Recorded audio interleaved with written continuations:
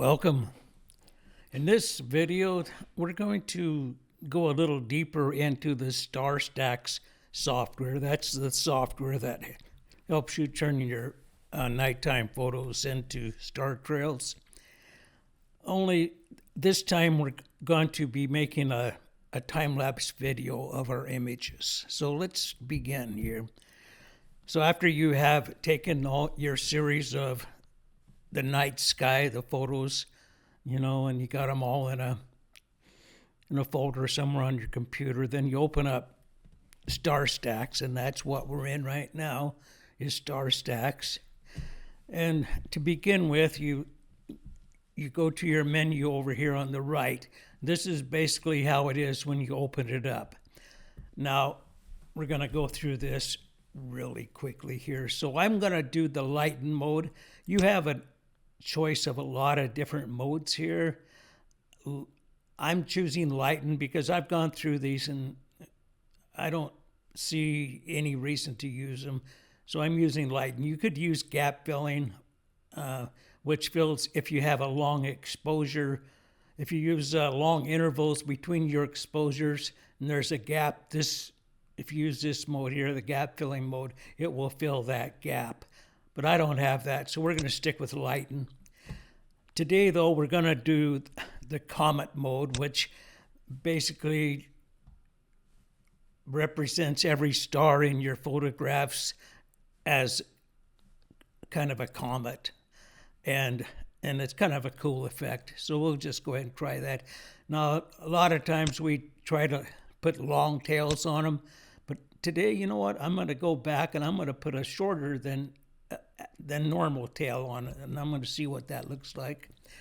And the next, you can also process in reverse order. We're not going to do that today. And we're going to leave this at the default setting, the subtract dark images. What we are going to change, though, is when we come down here, we've got this. Let's download the pictures first, and then that'll make it easier. So go over here. And I've already got my photographs all come right up here. So we'll click on the top one. And actually, no, I'm going to go down here to the sixth one, the second row. And then we'll go down to the bottom here. And that one looks pretty dark right there. So we'll just finish up with this one. Well, let's see. I got shift. There we go. Select that one. And then we'll go back up here and select that one. So we've got everything in between is selected. We'll open, and you'll see over here on the left, they have all appeared there. Now we go over here, and we're going to save after each step in the processing. So what that will do, every time it processes one of our images, it will save it to a folder of our choice. So we want to make sure that is clicked to do what we're going to do today. And we're going to save them as a JPEG. You can save them as TIFFs, BMPs, or PNGs, whichever. And we're going to start our numbering at, let's start them at 1. Why not?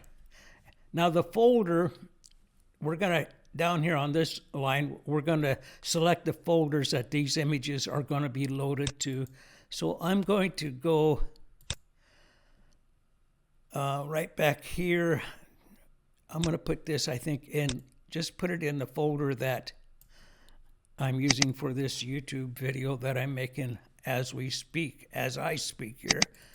And that would be StarTrax review. We're just going to put them right here and use them from that folder. So we're going to select it, and then we'll just hit start, and that would be up here on the now when you want to go to select your pictures, I kind of went through that too quickly there. You go here, this first little icon on the upper left that opens the images. The fourth one over is for the start processing. So we'll just press that and you'll see it right here.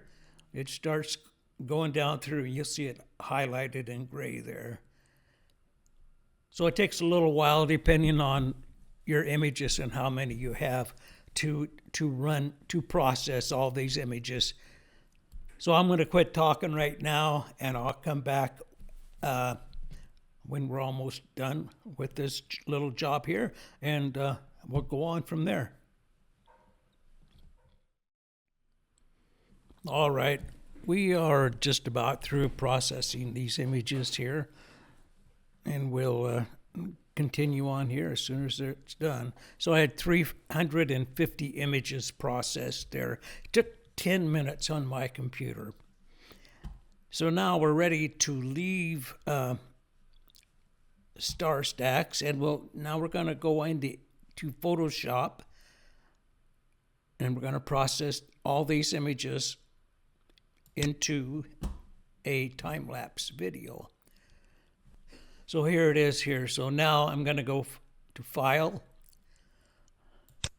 Open, and then we'll find that folder I have sent all those images to, and that's going to be under my videos, and we'll find it here. So there are all the images. It's right there. So I'm going to select the first one, which is that one. I go down here to the bottom of the images, and it says image sequence. I will click on that box, and then I will open. And I'm going to change this to 30, I think. 30 frames per second on this one, and we'll hit OK.